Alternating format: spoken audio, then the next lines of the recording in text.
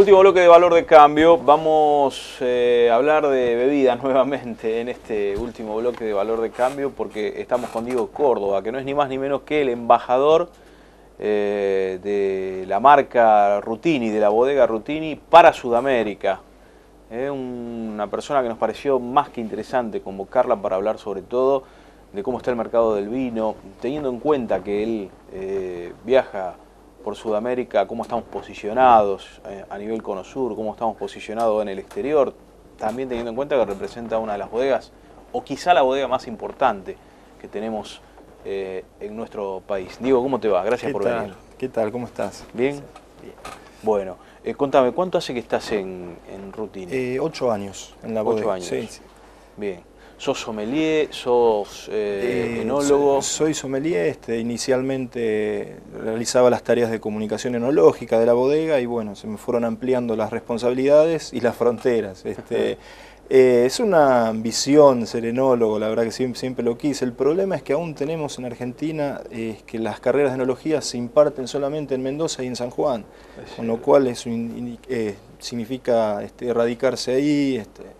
Ya son 5 años ahí la licenciatura en enología, así que tengo una fuerte formación química y de trabajo de campo en la bodega. Una de las premisas de Bodega La Rural tiene que ver con la capacitación constante. Entonces todo el tiempo a distintos compañeros del resto del país nos van enviando a hacer trabajo de campo ahí mismo, participar en el proceso de elaboración. Así que creo que aprendí más en la bodega que en la carrera. Sí, sin duda. Diego, el enólogo, decíamos, ¿estudia en Mendoza o estudia en San Juan? ¿Estudia con el objetivo de hacer vino? Exacto. Sí, al menos la gran cantidad de enólogos que conozco siempre, sí. Y sobre todo los anteriores, ciertos años atrás, siempre fue con el fin de elaborar vinos. El enólogo es quien elabora los vinos. Sin embargo, no me sorprendería que a partir de ahora empiece a surgir la figura de enólogos cuyo objetivo principal sería con el correr del tiempo desarrollarse en comercio exterior, seguramente, sí, eso amplía muchísimo más los conocimientos. Uno podría amalgamar las cuestiones financieras o de transacciones con el conocimiento práctico y químico, es mucho mejor. ¿Cómo está Argentina hoy posicionada? ¿Qué calidad estamos haciendo de vino? Uno ve que se hacen calidades muy buenas, pero desconoce lo que se hace en el resto del mundo. Si yo te digo que somos los mejores del mundo, pierdo total objetividad, pero lo digo con sinceridad y conociendo el campo. Bueno, casualmente venimos a realizar un viaje por 10 países europeos haciendo una especie de capacitación y probando también vinos en diferentes lugares y sí hay una diferencia muy grande. Desgraciadamente estamos bajo el yugo de un marketing histórico de 2000 años. Vos seguramente, como cualquier consumidor medio, habrás escuchado la calidad de los vinos franceses, italianos, pero nunca pudimos comprobarlo empírica o científicamente. Sabemos que el vino francés es mejor. Bueno, eso es un invento que nosotros lo damos en algunos seminarios, que tiene muchos factores históricos, políticos, económicos, de alianzas comerciales de hace 1000 años. La mayoría de los viñedos franceses son ingleses. Los ingleses no pueden tener viñedos por la suerte de clima que tienen, de geografía. Y han logrado un marketing internacional muy fuerte, comprando todos los viñedos franceses y desarrollando la industria del vino. Hoy la industria del vino internacional es hija de la creación inglesa, ¿cierto? Argentina, de acá a 50 años, menos estimo con seguridad, va a ser el principal productor de vinos del mundo. Hoy está cuarta, estamos compartiendo el 4.º puesto con China, Australia y Estados Unidos. Con el correr de los años van cambiando las posiciones. Estaría primero Italia, segundo Francia. Italia consiguió el primer puesto hace 5 años. Históricamente era Francia el principal productor. Entonces Italia, Francia, España, que es el país con mayor cantidad de hectáreas plantadas, España, pero tiene bajo rendimiento. Por ejemplo, en Argentina podemos producir hasta 30.000 kilos de uvas por hectárea y España no puede producir más de 3.000 kilos.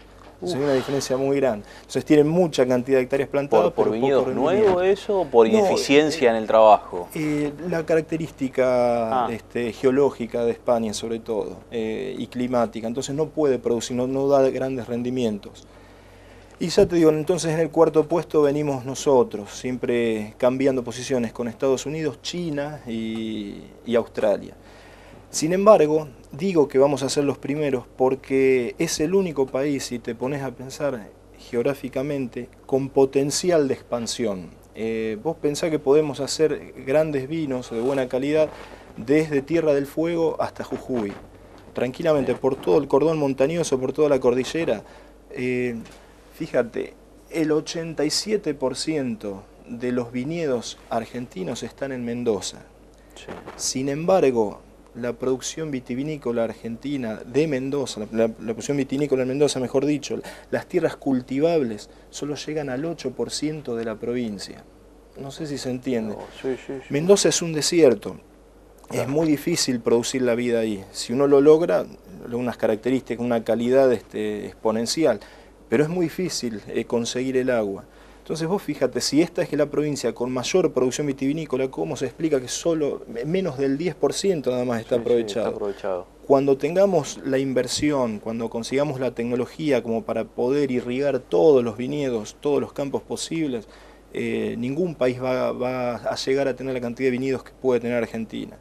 Estuvimos en Francia, por ejemplo en Italia, estos últimos meses, viendo cómo trabajan en terrazas, ya no tienen dónde expandirse, directamente en la ladera de las montañas. Siempre lo había estudiado eso, pero ahora lo vi, vos sabés que no lo podía creer, realmente trabajan inclinados. Claro. El tipo que está trabajando la vida hace un paso en falso y se cae. Se cae, claro. Están así, terrazas. No tienen lugar. Y nosotros estamos explorando la Pampa, dinamitando, por ejemplo, la Pampa tranquilamente, se puede hacer ahí. Tierra del Fuego, Santa Cruz, Chubut, Neuquén, ya sabes. Uno imagina esos lugares por el frío, ¿no? De las amplitudes térmicas, vos decías, es esencial, el tema del desierto. Pero en La Pampa también hay lugares donde están haciendo vinos y se puede lograr vino de calidad. Uno escucha por ahí o lee, están haciendo vino en Entre Ríos. Sí. Bueno, en Entre Ríos, en la década del 70, se producía alrededor de 1 millón de litros por año. Fue una de las directivas de Perón, ya inclusive en sus primeros gobiernos, de cambiar la matriz industrial de esta zona y trasladar todo lo que es industria vitivinícola a la región de Cuyo. Pero, por ejemplo, provincia de Buenos Aires, 3 millones de litros al año. Producía. Hay un trabajo muy lindo de un compañero, Walter Álvarez, de San Nicolás, un periodista, tiene un programa en televisión de allá, y escribió un libro muy interesante sobre eso, una investigación. San Nicolás sí hacía mucho vino, por ejemplo, y fue Perón quien cambió todo por la industria metalúrgica. La metalúrgica. Por ejemplo. No, sí, se puede hacer en cualquier lado, con diferentes matices químicos. Pero ¿y buenos vinos? Siempre buenos vinos. Siempre buenos vinos. Sí, con diferentes atributos. Uno va estudiando qué es lo que quiere buscar, para diversificar el mercado, diferentes consumidores, pero cada terreno tiene sus virtudes y sus defectos. Es cuestión de analizarlo nomás. Me decías, a nivel mundial somos líderes por calidad y demás. Me imagino que nos sobra paño a nivel Sudamérica. Sí, sin duda. Desgraciadamente nuestros hermanos latinoamericanos no pueden producir los vinos que podemos hacer nosotros porque no les da la tierra y el clima. Recién ahora Brasil está desarrollando en el sureste, está mejorando mucho la calidad de sus Pinot Noir, de sus espumosos. Bolivia está trabajando muy bien también en lo que es Santa Cruz de la Sierra, Cochabamba, bueno, Tarija. Pero también es muy reducido el lugar donde pueden trabajar. En un lugar como Bolivia, que uno imagina por la altura que tienen, lograrían buenos vinos. ¿Qué le falta? ¿Le falta suelo? Le falta la amplitud térmica. Es todo el tiempo una bruma espesa, mucha humedad, mucha proliferación de hongos.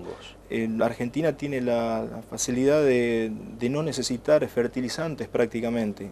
Casi todos los viñedos son orgánicos por los fuertes vientos, esa amplitud térmica. En todas las zonas vitivinícolas, fíjate que hay muchísimos vientos, entonces no permiten esa proliferación de hongos. En Bolivia no, están todos cercados entre montañas, zona selvática, muy húmeda. Se asemeja un poco los vinos obtenidos a los entrerrianos, a los de Colón, a los de Victoria. Entonces que pueden salir vinos interesantes, pero de pocos varietales, son muy reducidos lo que se puede hacer. Argentina en general, volviendo al análisis con respecto al resto del mundo, tiene los viñedos y los vinos más versátiles del mundo.